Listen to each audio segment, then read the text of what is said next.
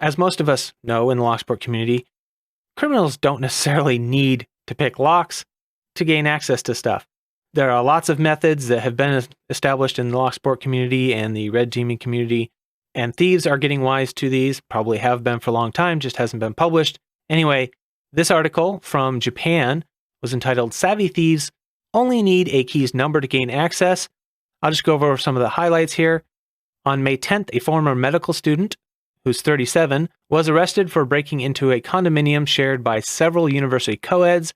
His interrogators say that between September 2014 and last January, the man had broken into 164 residences in order to pilfer articles of underwear. He reportedly told police, "I broke into homes because I wanted a view of worlds that typically can't be seen." And they say that during his years as a student, he became aware that female students frequently left their handbags unguarded atop their desks. He would steal a glance at the numbers imprinted on keys or photograph them and use that code to create a passkey. He would then ask around to determine the owner's addresses, try and figure out where they lived. He would wait for an opportunity and break in just using the key. The article also quotes a spokesman for the Japan Lock Security Federation, who explained the original keys that manufacturers ship with locks are imprinted with a 10-digit alphanumeric code, so the system has been set up so that in nearly all cases, spare keys can be procured by sales agents nationwide. There have been other cases. Also, in November 2020, Kobe police arrested a man in his 30s for repeated break-ins during which he stole over 4 million yen in cash and other items. His modus operandi was the same in that he was able to catch a glimpse of the numbers on his victim's keys. Also, between February 2017 and August 2019, a staff member at a police forensics laboratory broke into the dormitory rooms of 2 female staff members on multiple occasions. When arrested, police determined he had used the same method for break-in. According to data from the National Police Agency, 3,309 incidents of break-ins occurred during 2016, in which entry was gained by use of a passkey.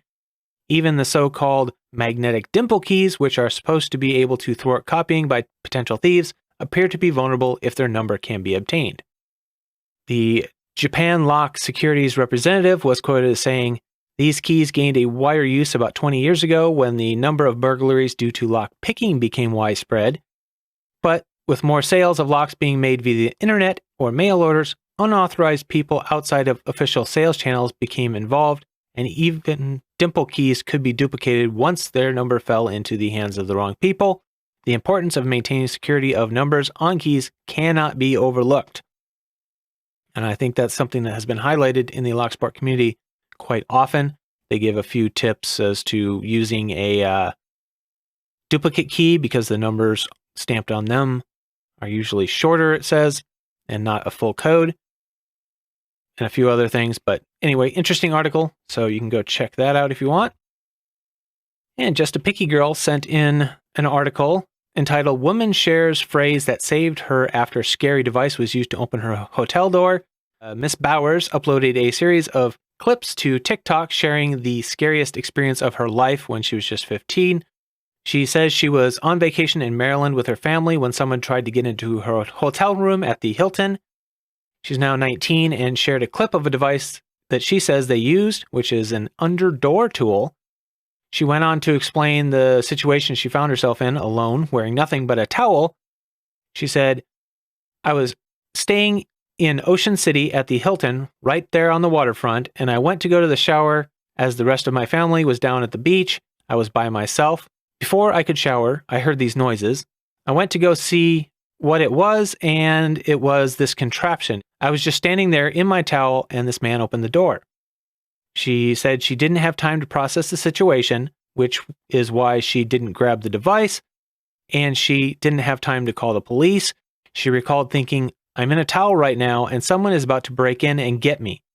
So the door opens a crack, and I just slammed it back shut and put the deadbolt on. She says whoever was on the other side of the door claimed to be services, saying they came to fix the door, which sounded a little sketchy to her. She says, "I didn't have time to process anything, but my main thought was I'm in a towel and I'm literally naked. Do they have weapons? If I stop them, are they going to get mad and hurt me? I wasn't really sure of the situation. I was only 15. I wasn't thinking that fast. Apparently, the would-be intruders said, so they tell me your key card is broken and we need to get into the room and fix your keypad for you. And so she opened the door a tad bit to see if it was a worker. It clearly wasn't. They were in jeans and a t-shirt. And she says Hilton keeps it pretty classy.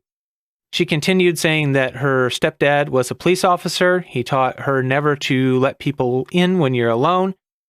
She yelled, "Hey, Dad, there's someone here to fix the door." And as soon as they thought that I wasn't alone and potentially my dad was there, they ran and they were gone. She says she wanted to spread safety awareness, and she has urged people to always use the deadbolt in a hotel or college dorms.